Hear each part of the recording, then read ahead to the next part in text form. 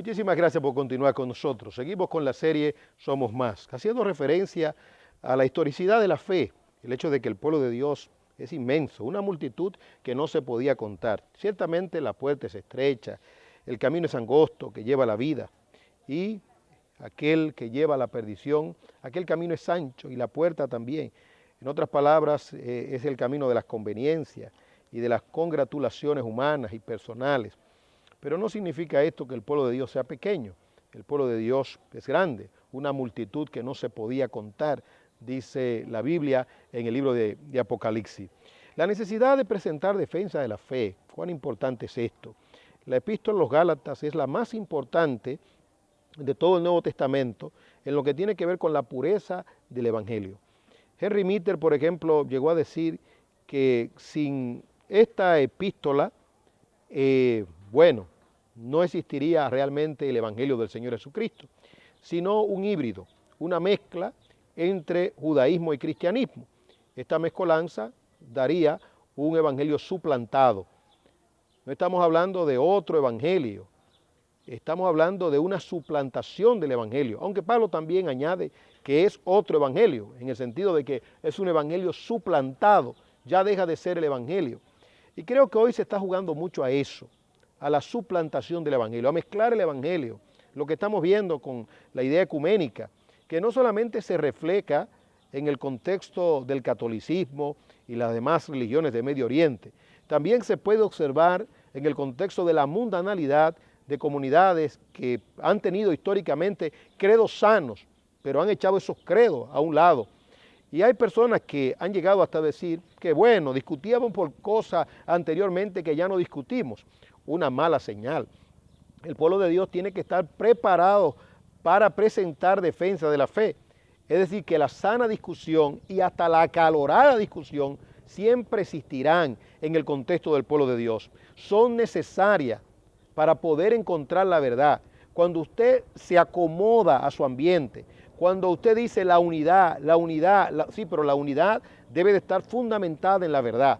Probablemente lo que no se quiera es salir de la zona de confort, es algo infundado y ficticio. Es como un padre de familia que sabe que las cosas no están andando bien con sus hijos, que las cosas no están andando bien con su esposa, pero no dialoga. Porque si dialoga o si trae la verdad o si trae cada caso en sentido particular, entiende que la familia se va a fraccionar como quiera. Pero un padre responsable supervisará a sus hijos, a su esposa, ¿verdad? Y viceversa, la esposa también. ¿Para qué? Bueno, para que esa unidad esté sustentada en la verdad, para que esa unidad esté sustentada en la justicia. Igualmente en el caso de cada iglesia local, en su sentido particular, pero también asimismo cada comunidad compuesta por iglesias, es decir, iglesias zonales, iglesias distritales, y si se quiere hasta iglesia en el sentido de una nación, donde haya una convocatoria. Lógicamente, no necesariamente todos van a participar, pero aquellas comunidades que tengan más afinidad o afinidades, entonces podrán participar y lo harán de buena gana con tal de descubrir la verdad. Pero no puede ser en secreto, no, tiene que ser públicamente, que todo el mundo lo vea, que todo el mundo escuche.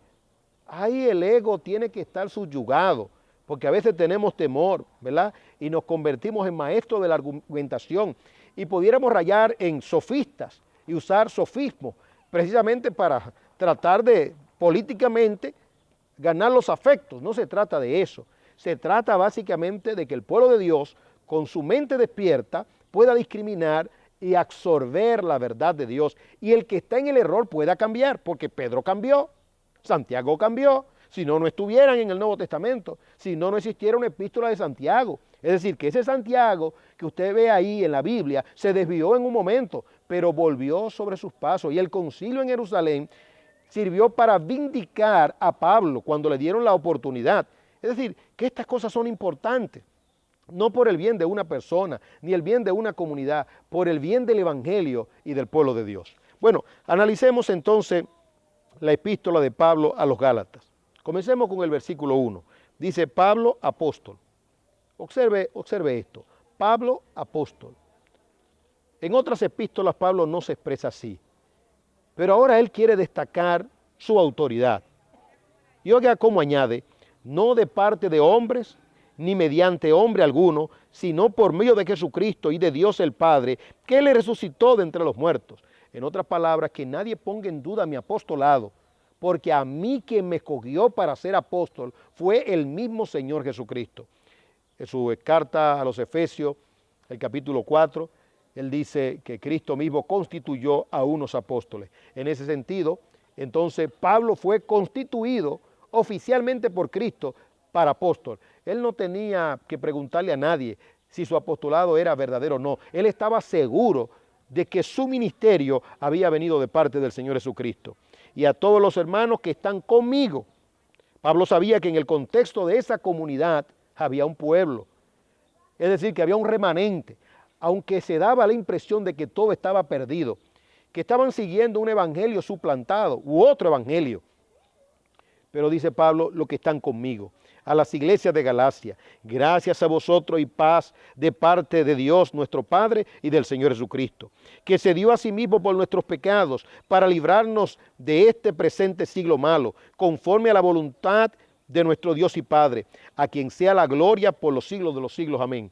Esto es interesante. Lo que Pablo está observando aquí es su contexto.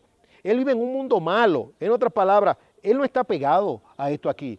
Amigo mío, cuando un apóstol, en aquel contexto, o cuando un pastor, cuando un predicador pierde la perspectiva y no se da cuenta que está en un mundo malo, ¿verdad? Se acomoda el mundo, acomoda la verdad y no quiere librarse de lo que hoy en día se ha denominado la zona de confort. Después de esta salutación, entonces Pablo comienza seguido con el asunto, el propósito de su epístola. Me maravillo, es como si dijera, estoy asustado, me maravillo de que tan pronto hayáis abandonado al que os llamó por la gracia de Cristo para seguir un evangelio diferente. Estoy asustado.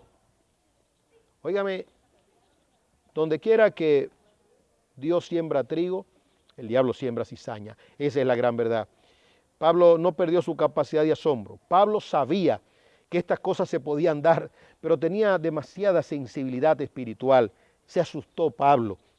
Dice Pablo, un evangelio diferente, que en realidad, añade y explica, no es otro evangelio, porque Pablo está observando, hay un solo evangelio, el evangelio de Jesucristo.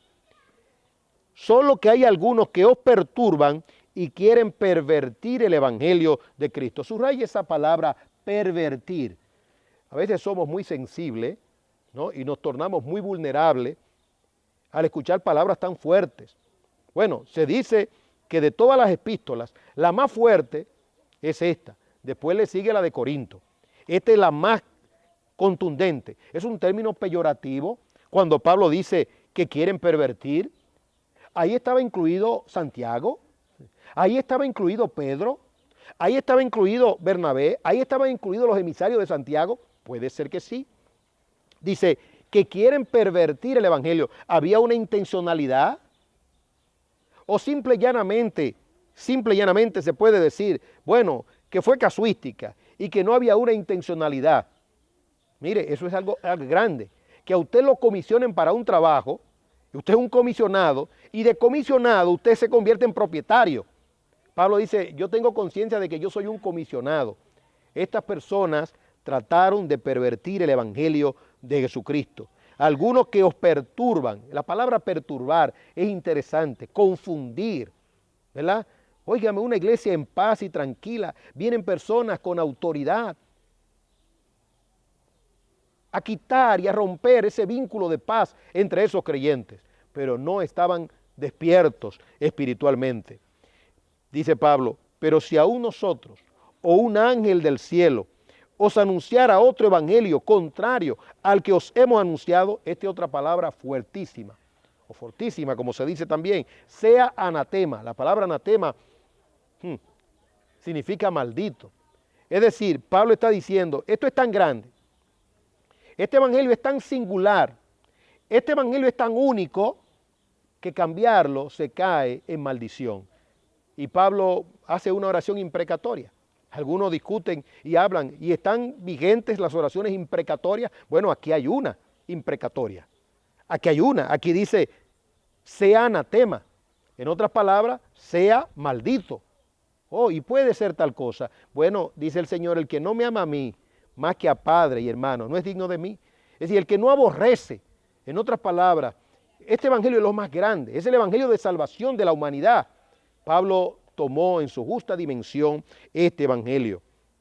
Como hemos dicho antes, también repito ahora, si alguno os anuncia un evangelio contrario al que recibiste, 2 veces lo dice, sea anatema. Oh, esto es grande, un evangelio diferente. Permítanos hacer un stop aquí.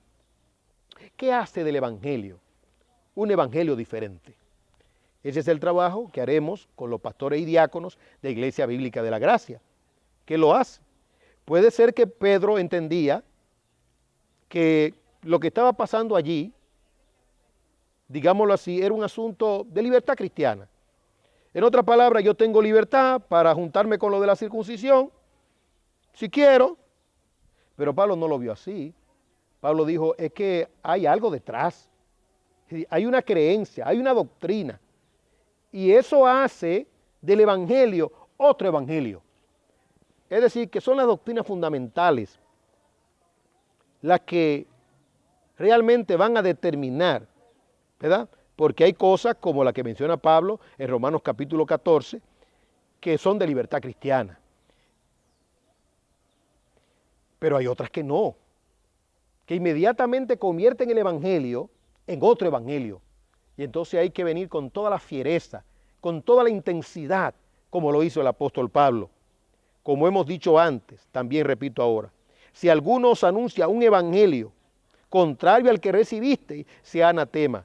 Es decir, la idea de permanecer hasta el final. Nos vamos a una pausa y entonces retornaremos con el siguiente fragmento de esta maravillosa epístola de Pablo a los Gálatas.